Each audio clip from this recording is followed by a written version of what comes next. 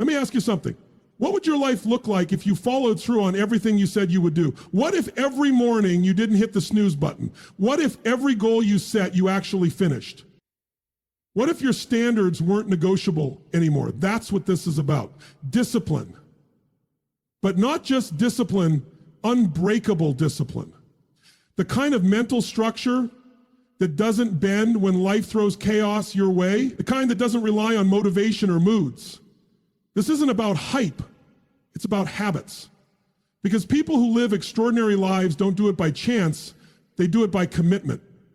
The first thing you've got to understand is that discipline is not a gift. It's not something some people are just lucky to have. It's a skill. It's a decision.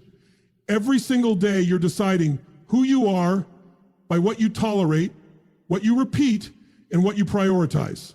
Discipline isn't loud. It's the quiet voice that tells you to get up when your feelings tell you to stay down. And that voice, you've got to train it. But here's the truth.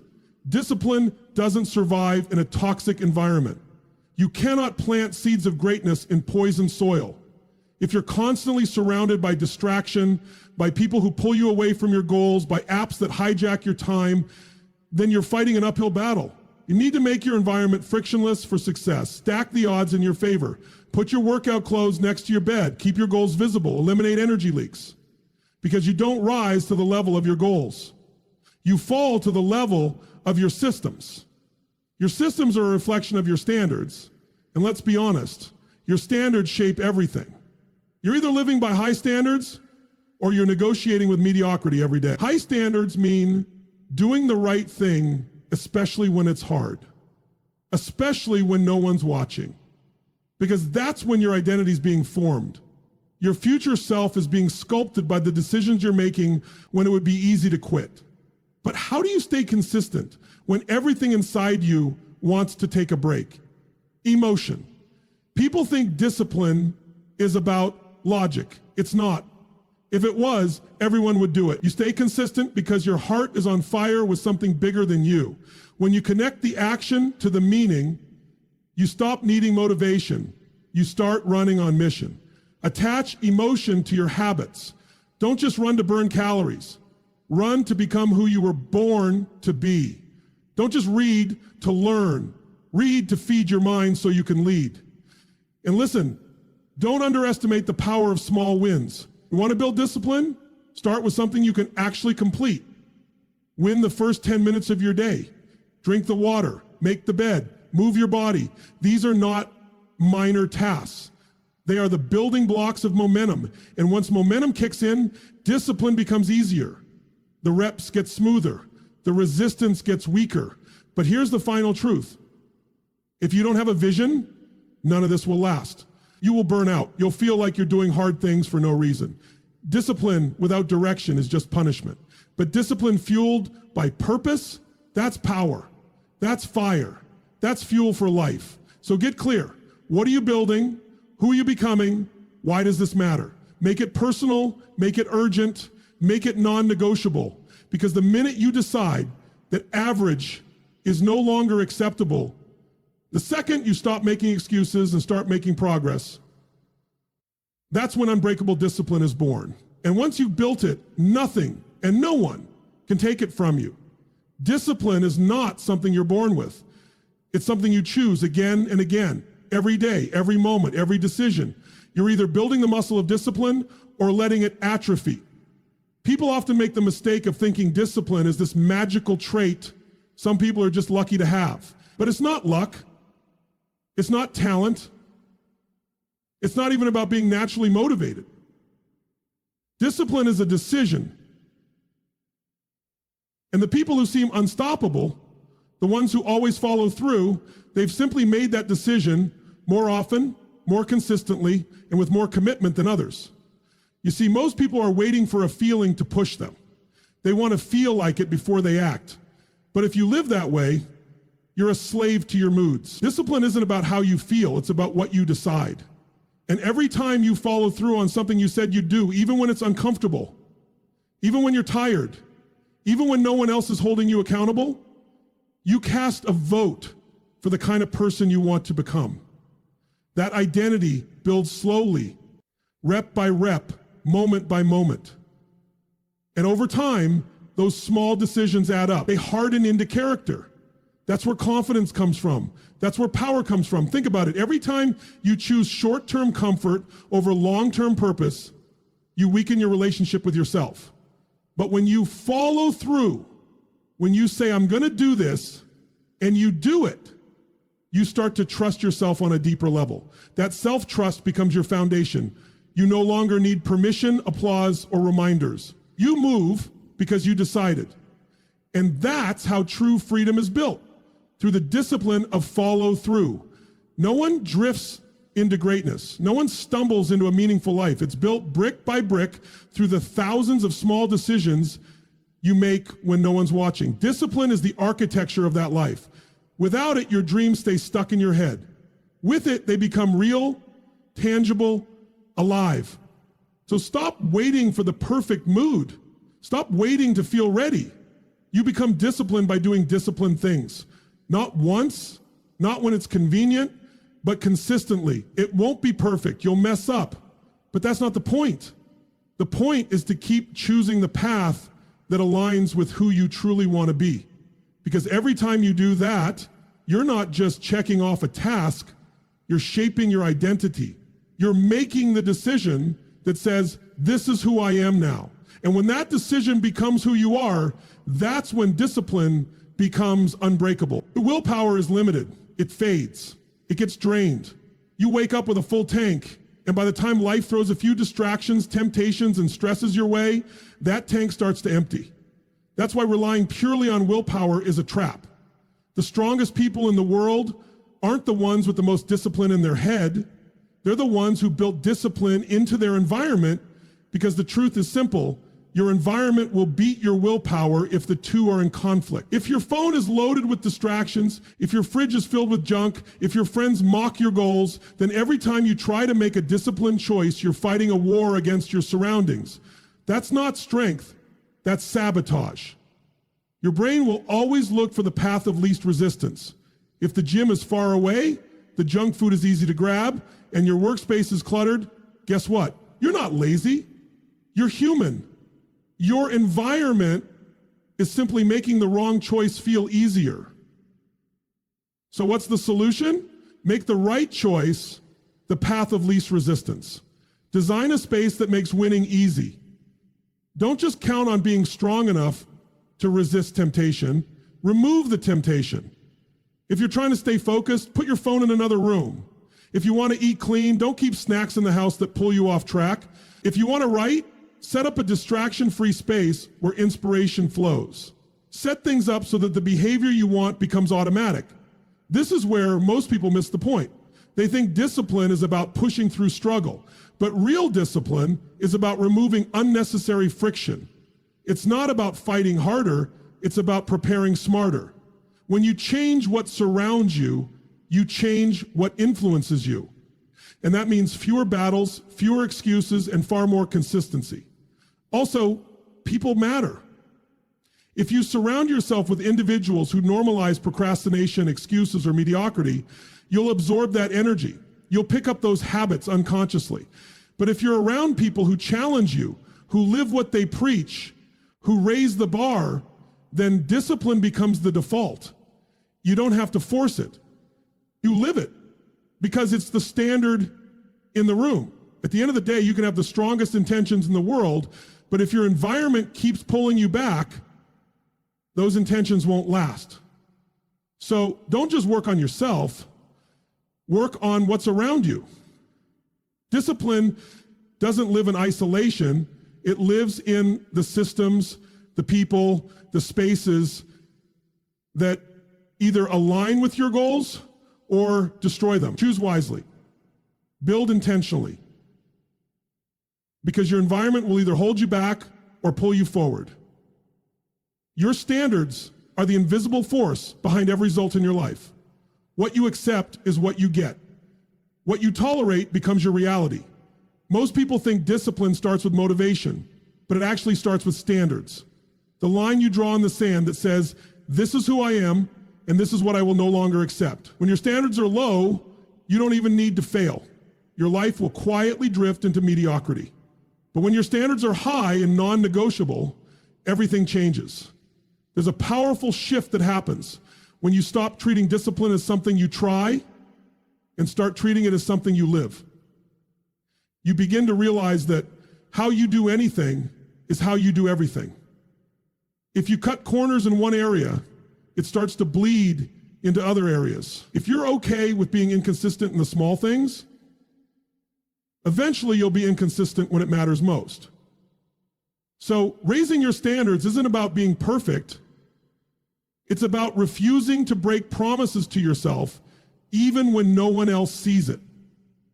The people who achieve at the highest level don't do so because they're always motivated. They do it because their standards won't allow them to settle. It's not about pushing harder, it's about accepting less nonsense from yourself. You stop negotiating with your goals. You stop giving yourself the option to quit. You don't miss the workout, not because it's easy, but because missing it is simply not who you are anymore. Every time you raise your standards, you redefine your identity. You're saying to the world and to yourself, I no longer operate at that level. I've upgraded. And once you believe that, your actions follow. Discipline becomes less about struggle and more about alignment. You're not fighting yourself, you're becoming yourself. But here's the real power. When your standards shift, so do your expectations. Not just for yourself, but for what you allow into your life. You stop allowing toxic energy. You stop surrounding yourself with people who drain you. You stop settling for good enough. And the universe has a way of meeting you at the level you demand, not the level you wish for. So if you keep accepting less than you deserve, you'll keep getting it. So ask yourself, what are you currently tolerating that's keeping you stuck? What low standard have you made comfortable? Because nothing will change until you raise that standard and make it non-negotiable. Discipline is born in that moment. The moment you say no more and mean it. The moment you stop hoping for change and start demanding it from yourself. That's when everything begins to shift. That's when discipline becomes part of who you are. Not because it's easy, but because it's the only level you're willing to live at anymore. People think that if they just understand the logic behind discipline, they'll suddenly be consistent. But discipline isn't born from logic. It's born from emotion. It doesn't come from what makes sense. It comes from what matters. Because at the end of the day, we don't take action based on what we know. We take action based on what we feel. You can know exactly what to do. You can have the perfect plan, the smartest strategy, the cleanest blueprint, but if your heart's not in it, you won't follow through. That's why the most disciplined people aren't necessarily the smartest. They're the ones who are emotionally connected to why they do what they do. They've tied their habits to something deeper, something personal. It's not about checking off tasks or grinding for the sake of grinding. It's about who they're becoming, what their future demands, and what it costs if they don't show up. That emotional connection creates fire. It gives purpose to the process and meaning to the pain. Think about it. When you've ever truly followed through, in the gym, in business, in life, it wasn't just because it made sense. It was because it meant something. Maybe it was to prove to yourself you could do it. Maybe it was to show your family what's possible. Maybe it was to break a cycle that's haunted your bloodline. Whatever it was, it had emotion behind it. That's the fuel most people ignore.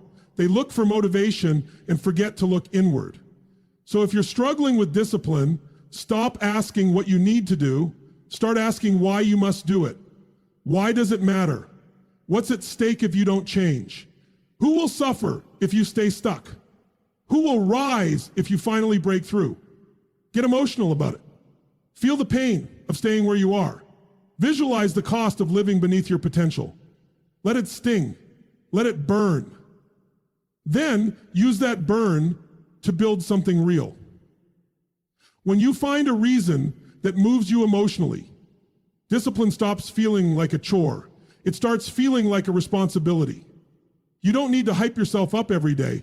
The meaning does that for you. The vision takes over. Your heart leads and your habits follow. So don't chase discipline with your head. Connect with your heart. The mind will always find excuses. The heart finds a way. And when you build that bridge between what you do and why it matters, You don't have to force discipline anymore. It flows. It becomes a natural extension of who you are, driven by purpose, powered by emotion, and aligned with your highest self.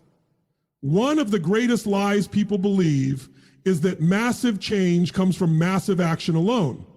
But in reality, it's the small, consistent wins, the little daily choices that build the muscle of discipline over time. Micro wins might seem insignificant in the moment, but they are the foundation of unbreakable self-control.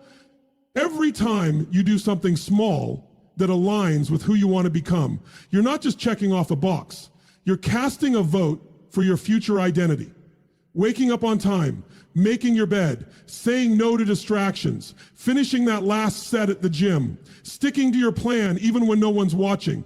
Those are the victories that matter, not because they look impressive to the world, but because they prove something to you. They reinforce the belief that you are someone who follows through. They build internal certainty. And once that certainty grows, so does your discipline. The truth is, momentum doesn't come from doing everything perfectly. It comes from just getting one thing right and then stacking another on top of it. You don't need to overhaul your life overnight. You need to win the moment you're in. And when you start collecting wins, no matter how small, you begin to shift your self-image. You stop seeing yourself as someone who starts and stops. You start seeing yourself as someone who finishes, someone who keeps promises, someone who doesn't wait to feel ready but acts regardless of emotion. That's the power of repetition. Every rep counts. Discipline is a muscle, and like any muscle, it doesn't grow by doing something once. It grows by doing it consistently, especially when you don't feel like it. That's when it matters most. Anyone can act when they're inspired, but it's in those quiet moments, when you're tired, when no one's clapping for you, when it would be easy to skip, that you earn your next level. Most people never reach their potential because they underestimate the value of small things done consistently. They think if it's not dramatic, it doesn't matter. But that's wrong. It's the compound effect that transforms your life. You can't see it immediately, but day after day, those small wins begin to stack. They build habits, they build self-belief, and eventually they build a life that most people only dream of. So focus on the next win, not the next month, not the next year, just the next right decision. And then do it again, stack it, repeat it. Because the secret to lasting discipline isn't found in big moments, it's found in mastering the little ones.